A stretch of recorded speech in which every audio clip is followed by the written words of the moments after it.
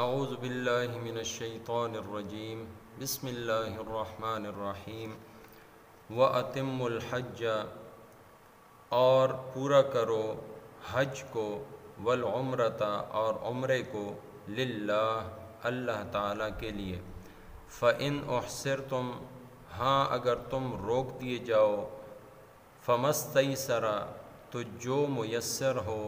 من الہدی قربانی سے وَلَا تَحْلِقُوا اور نہ منڈاؤ رؤوسکم اپنے سروں کو حتیٰ یہاں تک کہ یبلغ الہدی پہنچ جائے قربانی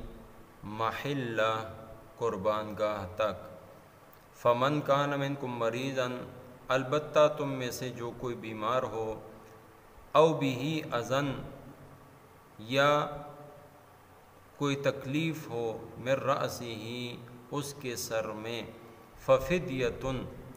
تو اس پر فدیہ ہے من صیام خواہ روزے رکھ لے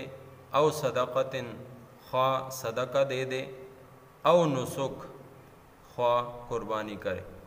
فیضا امنتم پس جب تم امن کی حالت میں ہو جاؤ فمن تمتع پس جو کوئی تمتع کرے بالعمرۃ الی الحج عمرے سے لے کر حج تک فمستیسر پس جو اسے میسر ہو من الہدی قربانی سے فمن لم یجد فصیام جسے طاقت ہی نہ ہو پس روزے رکھے ثلاثۃ ایام 3 روز فی الحج حج کے دونوں میں وسبعۃ اور 7 روزے اذا رجعتم جب واپسی ہو جائے تلک عشرۃ کاملہ یہ پورے 10 ہو گئے ذالک یہ حکم لمن لم یکن اہلہ اس کے لیے ہے کہ جس کے اہل و عیال نہ ہوں حاضر المسجد الحرام مسجد حرام کے قریب رہنے والے واتقوا اللہ اور اللہ تعالیٰ سے ڈرتے رہو وَاعْلَمُوا اور خوب جان لو ان اللہ یہ کہ اللہ تعالیٰ شدید العقاب سخت عذاب دینے والے ہیں۔ سورہ بقرہ کی آیت نمبر 196 ہے۔ اس آیت کریمہ میں حج اور عمرے کی ادائیگی کے حوالے سے اللہ تعالیٰ نے بیان فرمایا ہے۔ اوپر جہاد کا حکم اور اللہ کی راہ میں جان اور مال دونوں کو قربان کرنے اور خرچ کرنے کے حوالے سے گفتگو تھی۔ اب اس کے بعد حج کا بیان یہ ان امور میں سے ہے جو انسان اپنی اصلاح کے لیے اور اپنی آخرت کو بنانے کے لیے اور گناہوں سے پاک ہونے کے لیے کرتا ہے۔ چنانچہ اس میں اللہ تعالیٰ نے حکم دیا ہے، 2 صورتیں بیان کی ہیں۔ ایک صورت وہ ہے کہ جب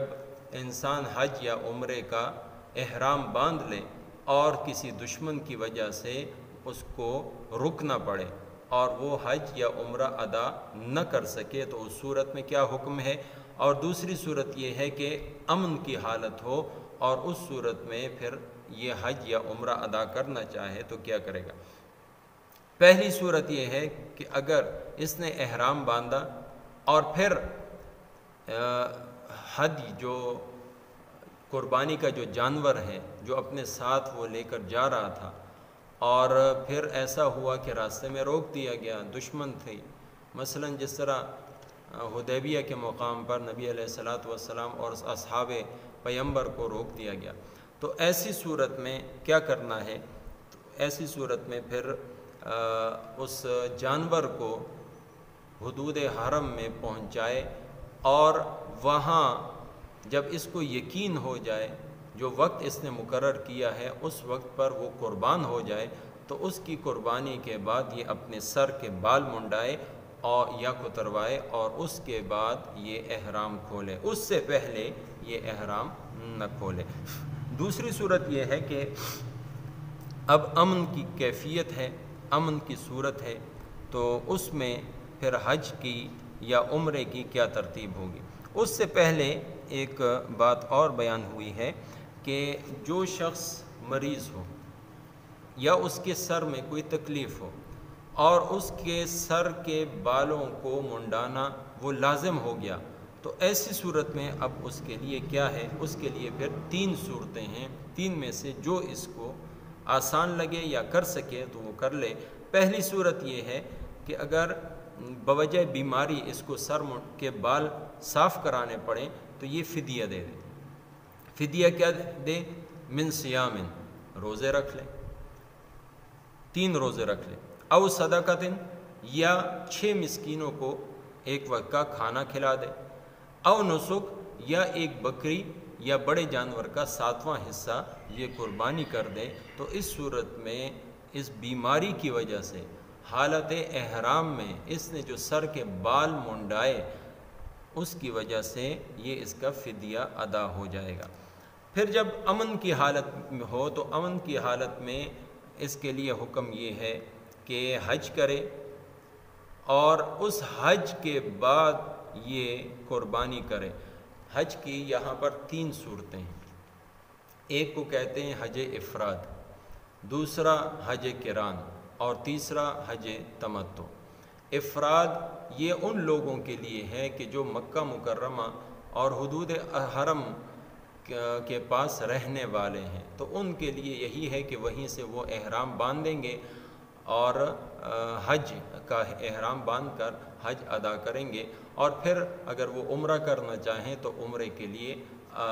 الگ سے وہ احرام باندھیں۔ اور اس کی الٹ صورت بھی ہو سکتی ہے کہ پہلے یہ وہ عمرہ ادا کر لیں اور بعد میں وہ لوگ حج ادا کر لیں۔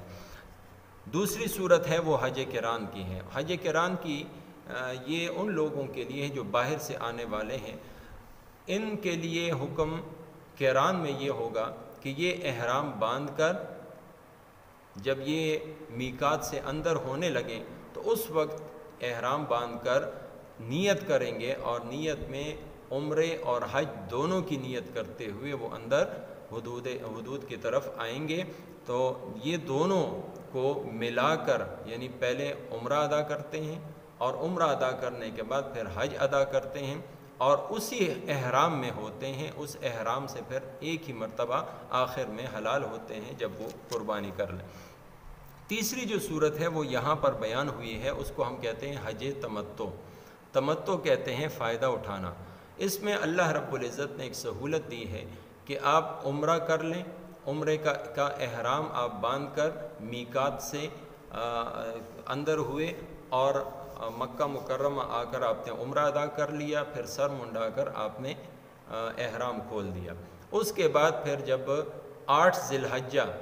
یعنی یوم الترویہ آئے تو اس دن پھر آپ مکہ مکرمہ ہی سے آپ احرام باندھ لیں گے، اور احرام باندھ کر آپ یہ اگلے 5-6 دن جو ہیں وہ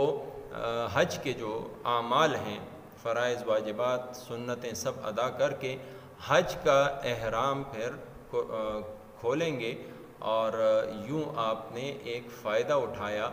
اسی وجہ سے اس کو تمتع کہتے ہیں، اس لیے کہ احرام کی پابندیاں بہت زیادہ ہیں۔ اگر ایک شخص مسلسل کئی روز تک وہ احرام میں رہے تو یہ اس کے لیے مشکل ہو سکتا تھا، اس لیے اس کو جو سہولت اور چھوٹ دی گئی کہ اس نے عمرہ ادا کیا، پھر اس کے بعد حلال ہوا احرام سے، اس نے جو ہے نا جب سر منڈا لیا اور احرام کی پابندیوں سے نکل آیا، پھر 8 ذی الحجہ کو دوبارہ احرام باندھا اور یوں حج ادا کیا، پھر آخر میں 10 ذی الحجہ کو یہ اللہ کے حضور ایک قربانی شکرانے کے طور پر ادا کرے گا، اور یہ قربانی کرنے کے بعد یہ سر منڈا کر پھر احرام کی پابندیوں سے نکل آئے گا۔ اب ایسی صورت ہے کہ اس کو قربانی میسر نہیں ہے، تو اب اللہ رب العزت نے اس کے لیے بھی ایک متبادل رکھا ہے، اور وہ یہ ہے کہ یہ 10 روزے رکھ لیں، اور 10 روزے یوں رکھے گا کہ 3 روزے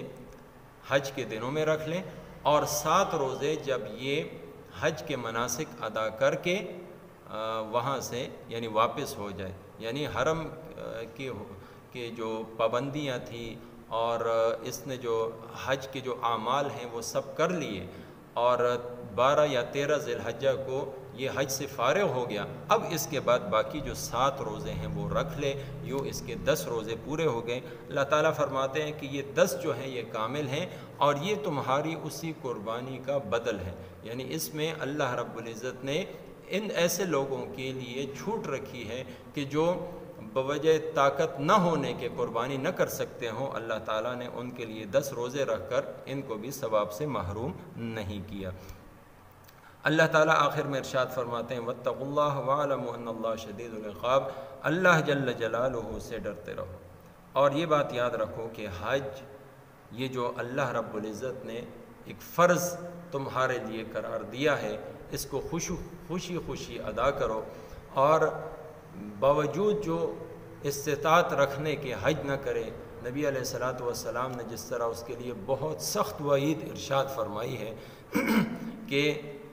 وہ چاہے یہودی مرے یا عیسائی مرے، یعنی اس حد تک اللہ کے رسول نے اس سے ناراضگی کا اظہار کیا ہے۔ تو اس لیے اللہ تعالیٰ کا خوف رکھتے ہوئے حج کا یہ فریضہ، جس پر بھی حج فرض ہو گیا، اور حج کی فرضیت کے لیے یہ ہے کہ اس کے پاس اتنا مال ہو کہ حج کا جتنا دورانیہ ہے آنے اور جانے کا اور سارے جو اخراجات ہیں سفر کے وہ ادا کر سکتا ہو، اور ساتھ میں جو گھر والے ہیں ان کے لیے اس کے پاس اتنا وہ